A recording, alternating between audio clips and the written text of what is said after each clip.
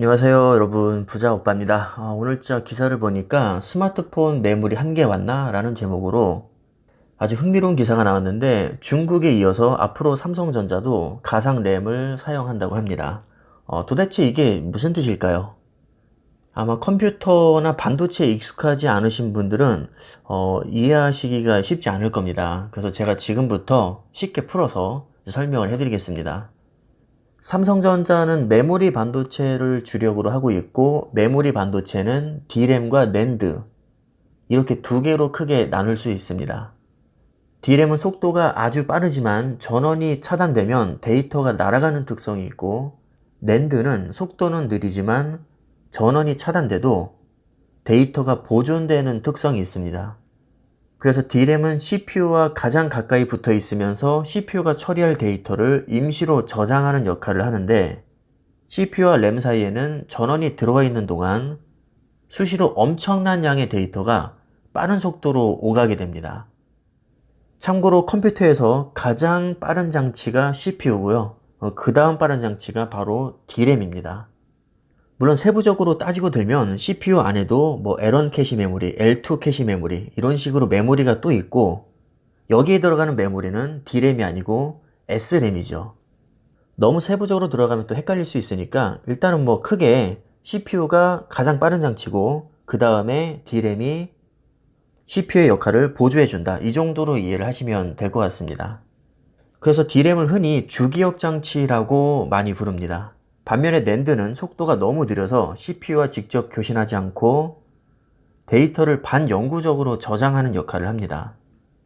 낸드의 장점은 용량 대비 가격이 저렴해서 같은 비용으로 D램보다 훨씬 많은 용량을 만들 수 있고, 전원이 차단돼도 일부러 내가 지우지 않는 이상에는 데이터가 날아가지 않습니다. 뭐 생각나는 거 없으신가요? 여러분들 많이 쓰고 계시는 USB 메모리, 그리고 블랙박스에 들어가는 마이크로 SD 카드나 SD 카드, 이게 바로 낸드 플래시에 해당이 됩니다. 그리고 컴퓨터에도 SSD라는 저장 장치가 들어가죠. 그 저장 장치에서 가장 중심이 되는 게 바로 낸드 플래시입니다. 뭐 낸드 플래시도 있고 컨트롤러도 있고 속도차를 완화해주는 버퍼 D램도 들어가게 되죠. 낸드가 장점이 굉장히 많은데 정말 치명적인 약점은 D램 대비해서 속도가 너무나도 느리다는 겁니다. 그래서 CPU와 같은 레벨로 놀기에는 너무 부족하니까 기억을 하긴 하는데 주된 업무를 하지 못한다고 해서 보조기억 장치라고 보통 부른다고 보시면 됩니다. 자, 그런데 D램이 부족하다고 가정을 한번 해보겠습니다. CPU가 처리할 데이터가 산더미처럼 쌓여 있는데 D램 용량이 부족해서 과부하가 걸리면 어떻게 될까요? 작업을 아예 중단시켜버리거나 에러가 뜰까요? 설마 천재들이 그렇게 허술하게 반도체를 설계할 리가 없겠죠.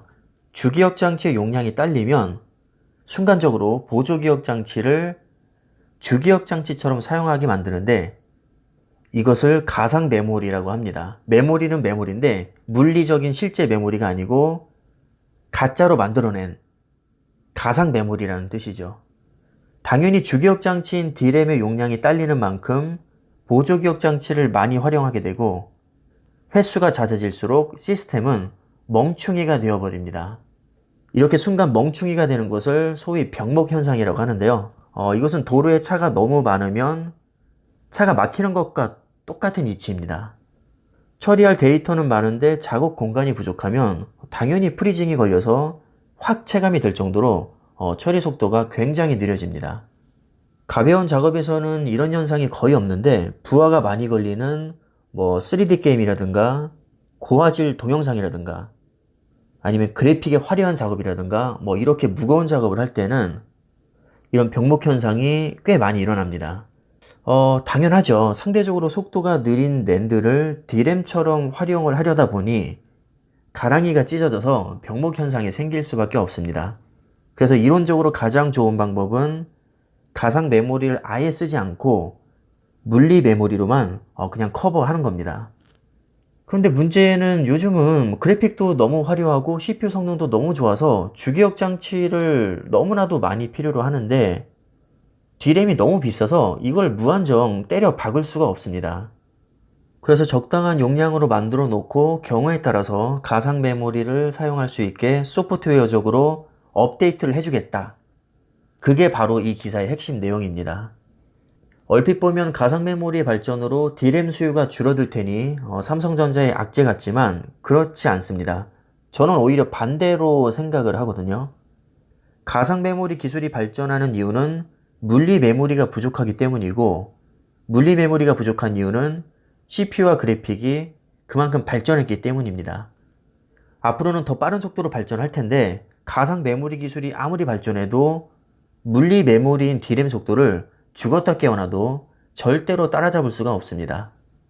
따라서 근본적으로는 물리 메모리 용량과 속도를 늘리는 수밖에 없습니다. 가상 메모리는 말 그대로 미봉체계에 불과하기 때문에 성질 급한 분들은 아마 금방 지쳐서 핸드폰을 집어 던지거나 상위 기종으로 업그레이드 할 수밖에 없을 겁니다. 사실 가상 메모리 기술은 수십 년 전부터 PC에는 보편적으로 쓰여왔던 기술입니다. 윈도우에는 아예 자체적으로 가상 메모리를 자동으로 할당하는 기능이 있는데 고급 사용자들은 이것을 수동으로 설정하거나 아예 없애기도 합니다. 저도 예전에는 이걸 없애서 사용을 했었거든요. 근데 정말 희한하게도 가상 메모리를 없음으로 하면 물리적 공간이 아무리 많아도 오류가 발생하는 경우가 있습니다. 그래서 이렇게 오류가 나게 되면 가상 메모리를 아예 안 쓸 수는 없으니까 최소로, 정말 최소로 설정하고 대신에 물리 램을 업그레이드 시키는 경우가 많습니다.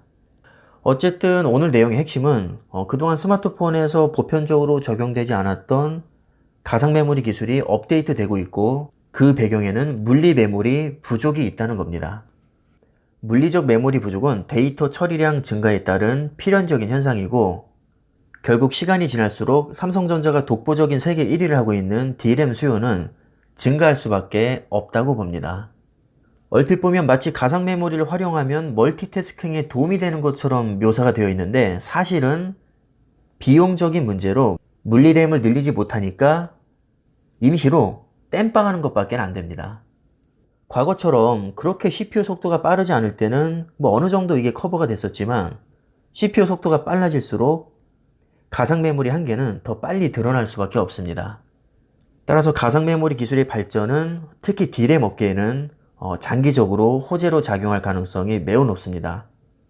가상 메모리가 아무리 발전해도 D램과는 태생 자체가 다르기 때문에 절대로 D램을 대체할 수 없습니다.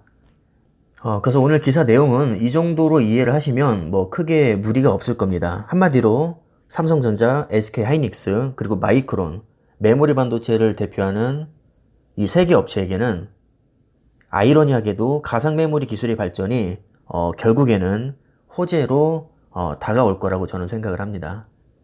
어느 정도 정리가 된 것 같으니까 오늘 영상은 이 정도로 마무리를 하겠습니다. 오늘 하루도 고생 많으셨고요. 메모리 반도체는 어차피 수요가 증가할 수밖에 없는 영역입니다. 대체할 기업도 없고 삼성전자를 뛰어넘을 만한 기업도 적어도 지구상에서는 아마 나오기 굉장히 어려울 겁니다. 너무 걱정하지 마시고 편하게 투자하시면 될 것 같고요. 오늘 영상 마무리하겠습니다. 감사합니다.